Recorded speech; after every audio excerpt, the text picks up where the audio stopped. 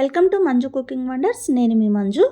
ఈరోజు వీడియోలో ఎటువంటి పప్పులు వాడకుండా హెల్దీగా బొబ్బట్లు ప్రిపేర్ చేసి చూపిస్తున్నానండి. స్వీట్ పొటాటోతో బొబ్బట్లు చేసి చూపిస్తాను.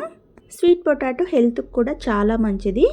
ఒకసారి ట్రై చేసి రుచి చూసారంటే తప్పకుండా మళ్ళీ చేసుకుంటారండి. అంత బాగుంటాయి ఈ బొబ్బట్లు. చాలా ప్రాంతాల్లో ఈ బొబ్బట్లను శివరాత్రి రోజు ప్రసాదంగా కూడా తయారు చేస్తారు. ముందుగా పూర్ణం కోసం ఇక్కడ నేను చిలకడ దుంపలను ఉడికించుకుంటున్నాను. వీటిని శుభ్రంగా కడిగేసుకొని పెద్దగా ఉన్న వాటిని ఇలా కట్ చేసుకొని వెడల్పాటి పాత్రలో వాటర్ తీసుకొని జాలిగిన్నెలో వీటిని పెట్టుకొని స్టీమ్ మీద ఉడికించుకోవాలి. ఇవి ఉడికేలోపు మనం పైపిండిని ప్రిపేర్ చేసి పెట్టుకుందాము. ఒక వెడల్పాటి గిన్నెలో 1 కప్పు గోధుమ పిండి వేసుకొని కొద్దిగా సాల్ట్, ఒక 2 స్పూన్లు నెయ్యి వేసుకొని ఈ పిండికి బాగా పట్టేలాగా కలుపుకోవాలి. మీరు గోధుమ పిండి వద్దనుకుంటే మైదా పిండితో అయినా చేసుకోవచ్చు. ముందుగా పిండిలో ఇలా నెయ్యి వేసి కలపడం వల్ల బొబ్బట్లు స్మూత్గా మృదువుగా వస్తాయి. ఈ విధంగా కలుపుకున్న తర్వాత కొంచెం నీళ్లు పోసుకొని పిండిని కొంచెం స్టిక్కీగా కలుపుకోవాలి. మనం రెగ్యులర్గా చపాతీ పిండిని కలుపుకుంటాం కదా, అంత గట్టిగా కాకుండా కొంచెం స్మూత్గా ఉండేలాగా కలుపుకోవాలి. అటు ఇటుగా నాకు 1 కప్పు వాటర్ పట్టాయి. ఇందులో కొద్దిగా నెయ్యి వేసుకొని కొంచెం స్మూత్గా కలుపుకోండి. చూడండి, పిండి చూస్తుంటేనే అర్థమైపోతుంది కదా చాలా స్మూత్గా ఉంది అని.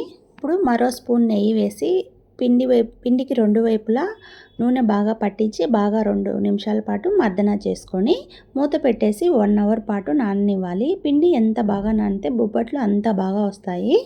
ఇప్పుడు గెన్సిగడ్డలు ఉడికాయో లేదో చూద్దాము. నైఫ్తో కుచ్చి చూస్తే ఈజీగా లోపలికి వెళ్ళాలి. అలా అని మరీ మెత్తగా ఉడికించకూడదండి.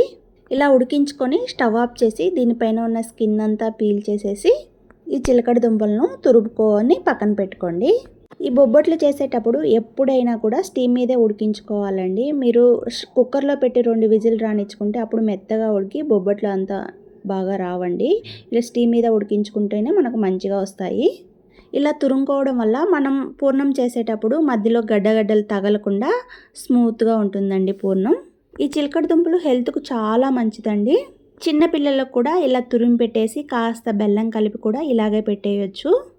ఈ తురుముకున్న చిలకడ దుంపలు అంతా కలిపి నాకు ఈ పెద్ద కప్పు మెజర్మెంట్తో వచ్చిందండి. కప్పు మెజర్మెంట్తో తీసుకుంటే మనం స్వీట్ పర్ఫెక్ట్గా వేసుకోవచ్చు. తర్వాత దీన్ని ప్యాన్లో వేసేసుకొని 1 కప్పు చిలకడ దుంపలకి నేను 3/4 కప్పు స్వీట్ వేసుకుంటున్నానండి. మీరు కాస్త ఎక్కువ తినేటట్లుంటే ఇంకాస్త ఎక్కువ వేసుకోండి. కానీ చిలకడ దుంపల్లో కూడా కాస్త స్వీట్ ఉంటుంది కాబట్టి కొద్దిగా తక్కువ వేసుకుంటేనే బాగుంటుంది. ఈ బెల్లం కరిగి చిలకడ దుంపలు కాస్త దగ్గర పడిన తర్వాత ఫ్లేవర్ కోసం కొద్దిగా నెయ్యి, కొద్దిగా యాలకుల పొడి వేసుకొని మరో 2-3 నిమిషాల పాటు కలుపుకొని స్టవ్ ఆఫ్ చేసుకోండి. ఈ ప్రాసెస్ చేసేటప్పుడు ఫ్లేమ్ని లోలో పెట్టుకొని చేసుకోవాలండి, లేదంటే అడుగు పట్టేస్తుంది. ఇప్పుడు స్టవ్ ఆఫ్ చేసి బాగా చల్లారిన తర్వాత చిన్న సైజు ఉండల్లాగా చేసుకొని పక్కన పెట్టేసుకోండి. ఈ పూర్ణం బాగా ఉడికితేనే మనకు బొబ్బట్లు బాగా వస్తాయండి. చూడండి, ఈ సైజులో ఉండలు చేసుకొని పక్కన పెట్టేసుకోండి. ఈ పూర్ణం తయారయ్యేలోపు పిండి కూడా మనకు చక్కగా నానిపోయింది. చూడండి ఎంత స్మూత్గా ఉందో. దీన్ని ఒకసారి పిండినంతా బాగా కలిపేసుకొని చిన్న సైజు చపాతీ అంతా ఉండ తీసుకొని చేతికి నెయ్యి రాసుకొని ఒక కాగితం మీద పల్చగా స్ప్రెడ్ చేసుకోండి. ఇలా పలుచగా స్ప్రెడ్ చేసిన తర్వాత మధ్యలో పూర్ణం ఉంచి అన్ని వైపులా కవర్ చేయండి. ఈ విధంగా మొత్తం కవర్ చేసిన తర్వాత ఎక్స్ట్రా వచ్చిన పిండిని పక్కకు తీసేసి చేతికి నెయ్యి రాసుకొని పైవైపుది తిప్పి పెట్టేయాలి. ఇలా కిందకి పెట్టేసి కొంచెం మందంగా స్ప్రెడ్ చేసుకోవాలి. మధ్యలో చేతికి నెయ్యి రాసుకుంటూ స్ప్రెడ్ చేసుకోవాలి. చాలా ఈజీగా స్ప్రెడ్ చేసుకోవచ్చండి. పూర్ణం కూడా చాలా సాఫ్ట్గా ఉంది కదా. మరీ పలుచగా కాకుండా మరీ మందంగా కాకుండా ఈ విధంగా స్ప్రెడ్ చేసుకున్న తర్వాత స్టవ్ మీద ప్యాన్ పెట్టేసుకొని హీట్ అయిన తర్వాత మనం స్ప్రెడ్ చేసుకున్న బొబ్బట్టును వేసేసి 2 వైపులా కాల్చుకోండి.